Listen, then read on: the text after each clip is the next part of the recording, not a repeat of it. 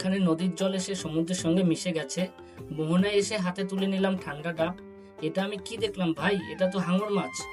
হেই everyone, আমি দেবা। তো আজকে সকাল সকাল অটোতে চেপে চলে গেলাম দীঘার মোহনায় ঘুরতে। মোহনায় পৌঁছেই প্রথমে চলে গেলাম মাছের মার্কেটে। সেখানে গিয়ে দেখলাম কত রকমের সামুদ্রিক মাছ, যেমন পমফ্রেট, ইলিশ, চিংড়ি, কাঁকড়া, হাঙর, আরো নানান ধরনের মাছ সাজানো ছিল পুরো মার্কেট জুড়ে। মাছের মার্কেট ঘুরে সবকিছু দেখার পর চলে আসলাম মোহনার ব্রিজে। মোহনার সমুদ্রের পাড়ে এসে প্রথমে একটা ঠান্ডা ডাব হাতে নিয়ে নিলাম। সমুদ্রের মনোরম পরিবেশ আর ঢেউয়ের শব্দ উপভোগ করতে করতে ডাবটা খেলাম। ডাব খাওয়া শেষ করে আর দেরি না করে সামনের দিকে এগোতে থাকলাম। আর সেখানেই চোখের সামনে এক অপূর্ব দৃশ্য, যেখানে নদীর জল এসে সমুদ্রের সঙ্গে মিশে গেছে। চারপাশের পরিবেশ আর ঢেউয়ের শব্দ মিলিয়ে জায়গাটা সত্যি অসাধারণ লাগছিল। সকাল সকাল দীঘার মোহনায় এসে এমন একটা সুন্দর অভিজ্ঞতা হবে সেটা ভাবতেও পারিনি। দূরে ছোট ছোট নৌকা চলাচল করছিল আর জেলেদের ব্যস্ততা চোখে পড়ছিল।